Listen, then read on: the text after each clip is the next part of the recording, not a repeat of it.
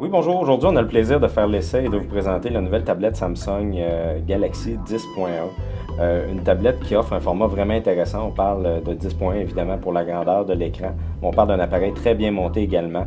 On parle d'un appareil qui est très mince. Son poids, on parle de 565 grammes. Si vous voulez comparer, on parlait de la Motorola Xoom qui offrait, elle, de son côté, 700 grammes.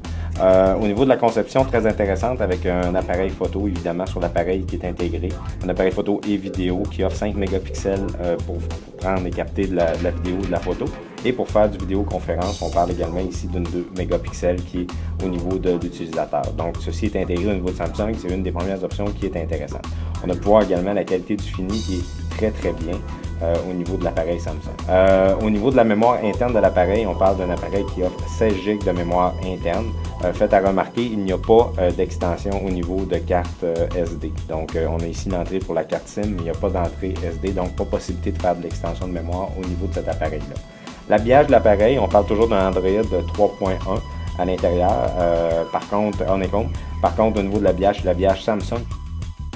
Très bien monté au niveau de Samsung. C'est une utilisation qui est très fluide. Donc, on a des applications du côté de Samsung avec Social Hub qui est toujours disponible sur ce format. On a évidemment des parties finances aussi qu'on peut intégrer, des contacts amis. Tout ça est des options offertes par Samsung. On voit que c'est très bien fenestré. Il y a possibilité, les menus sont très fluides. On peut aussi également intégrer des applications qui nous permettent d'accéder à nos sites préférés rapidement au niveau de l'Internet.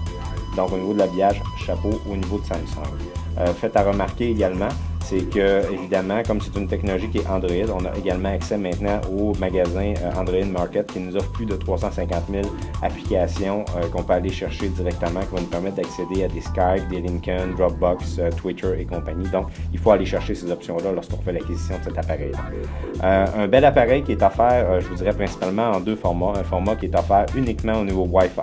Wi-Fi qu'on va retrouver dans différentes boutiques et magasins comme Doro en gros ou La Source, et un format comme celui-ci qui est le format 4G qui est disponible actuellement au niveau de Bell Mobilité seulement.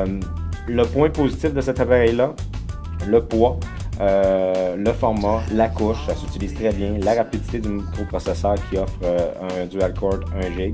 Point négatif, vraiment, c'est sa mémoire qui offre seulement 16 GB. On sait que les iPads, pour la première série, allaient en moyenne au moins jusqu'à 32 GB. Et donc, un appareil qui datait de près de 2 ans. Donc, cet appareil-là, qui est offert seulement actuellement avec un 16 GB, c'est un peu un point négatif.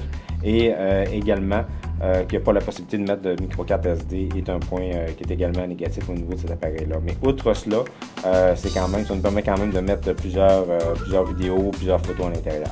En terminant, je prends quand même le temps de vous montrer un petit peu la qualité d'écran qu'on peut retrouver au niveau de Samsung. Il y a quelques vidéos promotionnelles qui sont à l'intérieur, qui sont peut-être pas évidentes à voir à l'écran, mais on voit quand même que l'écran est très performant. On parle d'une 1080p et au niveau de la qualité, c'est maintenant exceptionnel au niveau de ce type de tablette.